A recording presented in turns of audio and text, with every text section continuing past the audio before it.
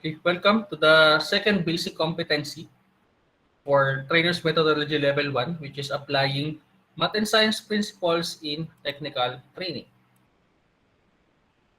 The unit aims to attain the following. First is to integrate main concepts in the content and delivery of technical training programs, integrate science concepts in content and delivery of the technical training programs, and motivate trainees in learning and applying such concepts in the workplace.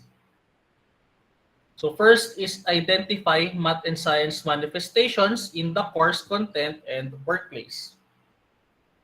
Mathematics daw is a widespread material needed by the human being in his daily life and needs coordination and facilitate the student can pass it easily. Mathematics daw po is a broad material in which full of rule and analysis that needs to be trained. Exercising and thinking.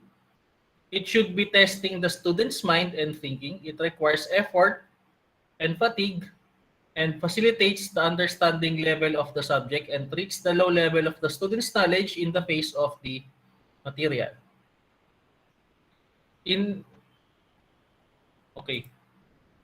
During the last 4 decades daw, scientists have engaged in research that has increased our understanding of the human cognition, providing greater insight in how the knowledge is organized, how experience shape understanding, how people monitor their own understanding, how learners differ from one another, and how people acquire expertise. From this emerging body of research, scientists and others have been able to synthesize a number of underlying principles of human learning, such as which has the potential to influence significantly the nature of education and its outcomes.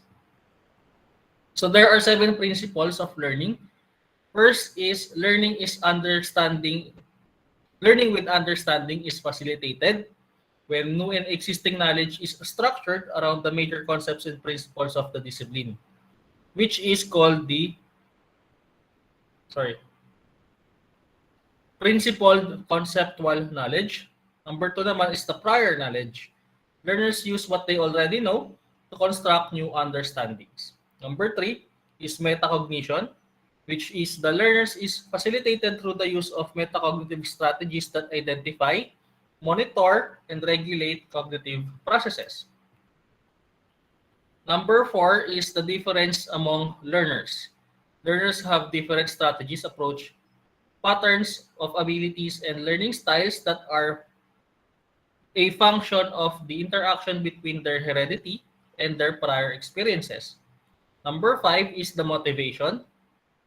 A learner's motivation to learn and sense of self affects what is learned, how much is learned, and how much effort will be put into the learning process.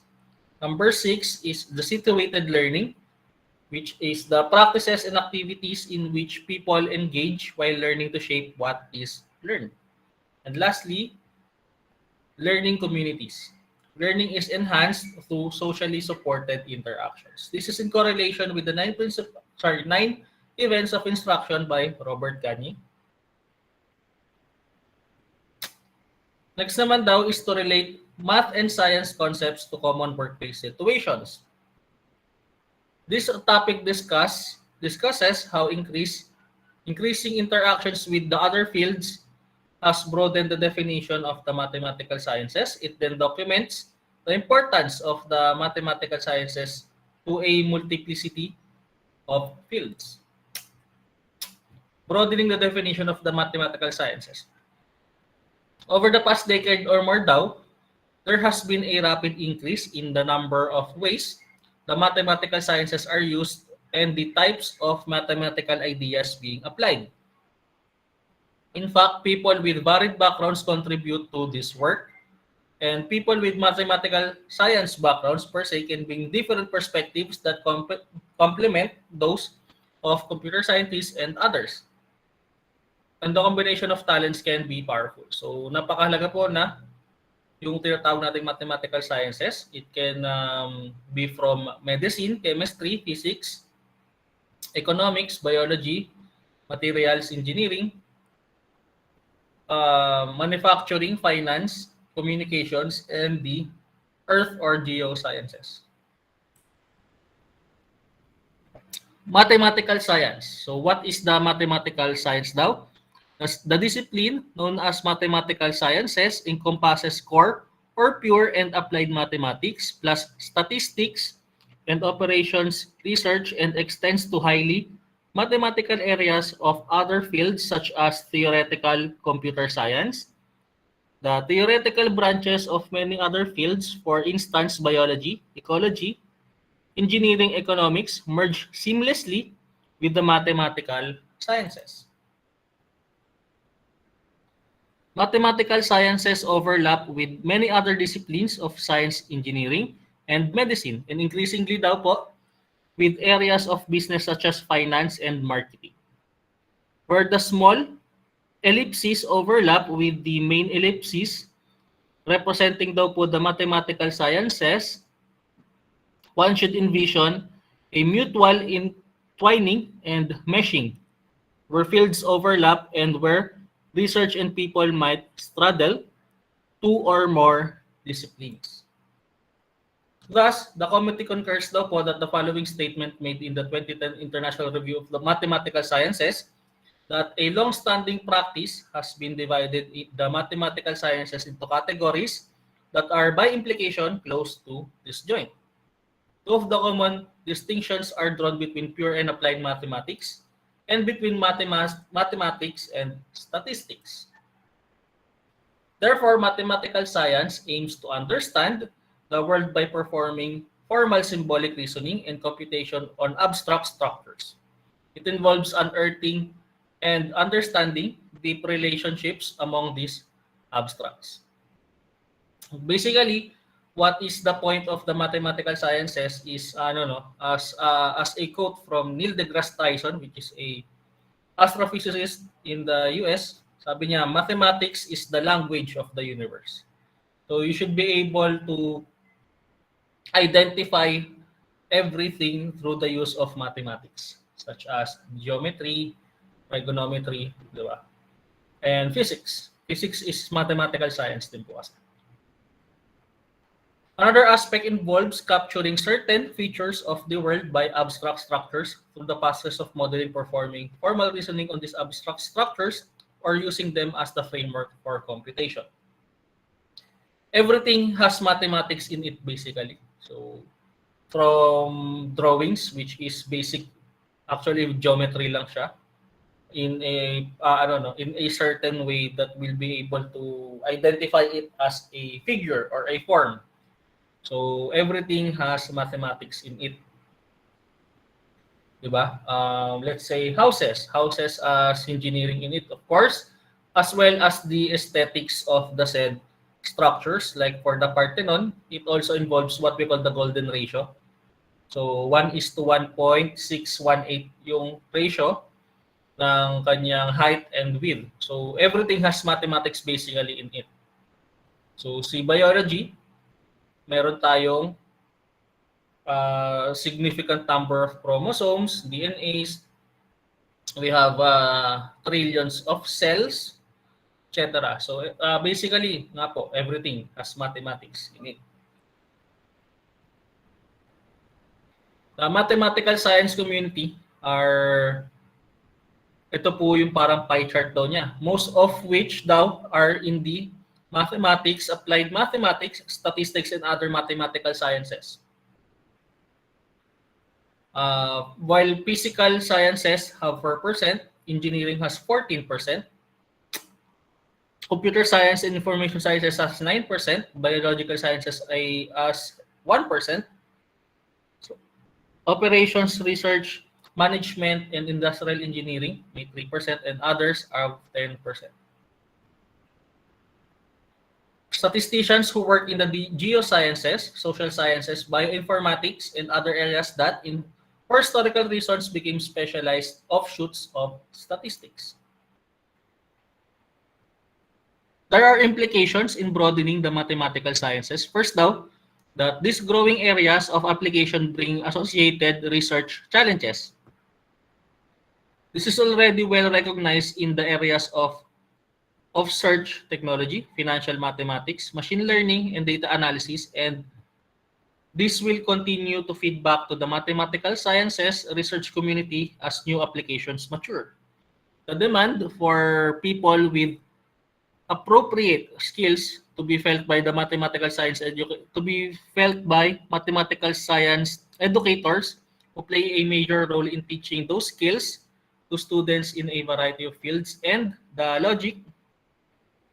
large number rather of career paths now based in the mathematical sciences calls for changes in the curricula for mathematics and statistics undergraduates and graduate students. Basically, what it's trying to say is there are, since meron tayong tinatawag na mga machine learning, information technology as well, ICTs, and basically everything is being automated, and the mathematical sciences na aspect of those technologies are nagbubukas ng kanilang mga doors in order for you to have a particular career paths. So especially blue collar jobs, I know some blue collar jobs are being being replaced by machines. So ang machine learning po kasi is being able to adapt to new situations na rin. Hindi lang siya basta i-instruct nyo yung machines to do a specific job. As well as the other ICTs improvements in robotics.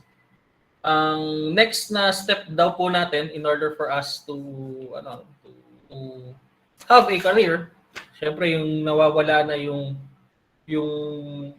physical aspect ng work because we are being replaced by machines, is the logical and factual aspect. So doon tayo nagkakaroon ng careers. Sabi nga nila, in the future, when everything is being automatic or being done by the machines, all the hard work or the physical aspect of work is being done by the machines na, the career path that will flourish is the social sciences and the human environment.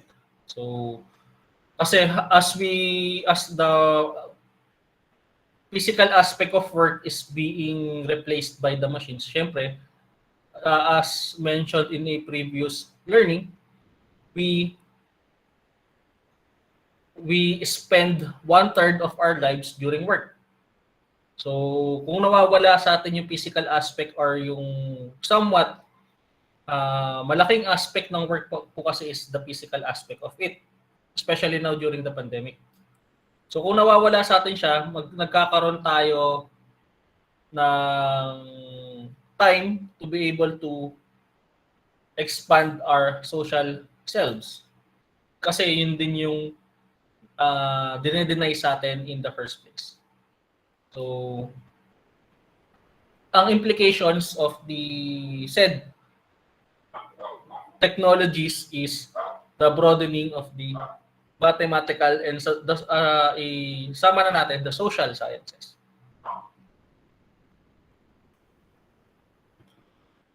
Two major drivers of expansion, computation and big data. The two factors have combined to spark an enormous expansion of the role of the mathematical sciences. First is the widespread availability of computing power and consequent reliance on simulation via mathematical models by such of today's science, engineering, and technology. As mentioned earlier, everything is being automated to perform a specific task and simulated to perform it satisfactorily, if not perfect. Diba? Number two is the explosion of the amount of data being collected or generated, which often is of a scale that can only be evaluated through mathematical and statistical techniques. So, as we go along sa ating buhay at sa ating progress ng technology as well, na-realize natin that our own information is being used as a currency. This is evident na on social media platforms such as Facebook, so and YouTube as well. Kasi kung mapapansin po ninyo, yung advertisements from advertisers and other retail companies such as yung mga online shopping, targeted na yung kanilang advertisement on a personal level onto you. The price to pay in using social media platforms is not money, but your information and data. While you are using said platforms, 'di ba, such as Facebook, Twitter, what have you, you are using their platform. So under the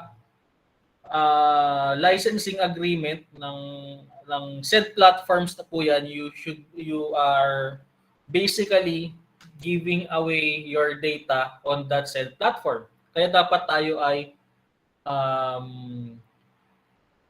maingat sa paggamit natin ng social media. In the first place, questionable siya in a way that you are able to use it for free. So, hindi naman po imposible. Facebook or the Meta, yung group of companies na ng Facebook, is a billion-dollar industry. And we should not be asking ourselves bakit ang laki nung kinikita ng Facebook kahit ginagamit natin siya as libre. First of all, yung business groups, may bayad na po yun. And ang malaking part dyan ng kanilang revenue is the advertisements. That's why every advertisement is targeted onto you. You have personalized personalized advertisement based on your interest and needs and wants. So that is why parang feeling mo, ang galing naman kung ano yung kailangan ko, yun yung nilalabas na advertisement sa akin. Because you are sacrificing the privacy of your data and your information for the usage of the social media. That's why you should really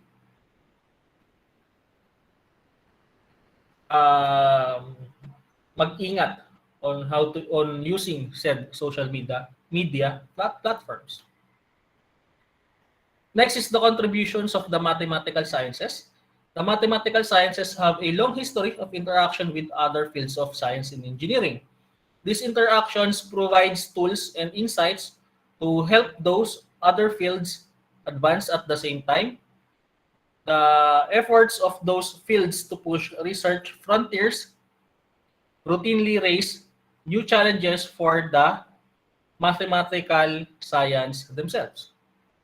So the role of the mathematical sciences in the industry, for example daw, going back to the days of the Egyptians, used the 3-4-5 right triangle or the Pythagorean theorem to restore boundaries of farms after the initial annual flooding of the Nile. So 3-4-5 is yung short side is 3 meters or for 3 units or for example meters. Yung long side ng right triangle is 4 meters and the hypotenuse of the right triangle is the 5 meters. So that is the Pythagorean theorem. C squared equals A squared plus B squared kung right triangle siya. Kung di right triangle, meron siyang kadugtong minus 2AB cosine theta. So for example daw, statistical or mathematical sciences can contribute kunyari sa airplane wings. So syempre yung aerodynamics ng eroplano. Actually, every design has an aspect of mathematics onto it. Especially, I can relate kasi I am a designer by nature. And being able to design a house or any structure for that matter requires mathematics as well. You should be able to design a feasible design, syempre. We should accommodate the engineering aspect of constructing a building, syempre. Hindi ka naman pwede mag-design ng bahay na walang poste, walang beam, walang foundation. As well as other engineering aspects such as lighting, number of outlets, electrical current involved, even the standard pressure of a water service such as Manila Water in Maynila. You should be able to cater that na magagawa mo siya na hindi masisira yung in your indoor plumbing kung tumaas yung pressure ng main. Same thing sa electrical, same thing sa structural. You should be able, syempre, to withstand major earthquakes in structural aspect of the house. So even every design aspect, may it be manufacturing, mechanical, like cars and other vehicles, design modeling, kahit 3D modeling ng online, like yung kunyari animations and tawag dito, Unreal Engines, like kahit ano, kahit CGIs, computer generated imagery, video games, may physics aspect po yan, and that is mathematics as well. Yun.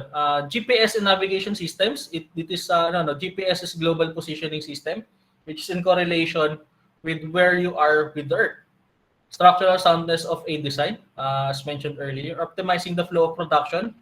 This is based on statistics, traffic flows, automated and vehicle detection, and as well as animation and marketing.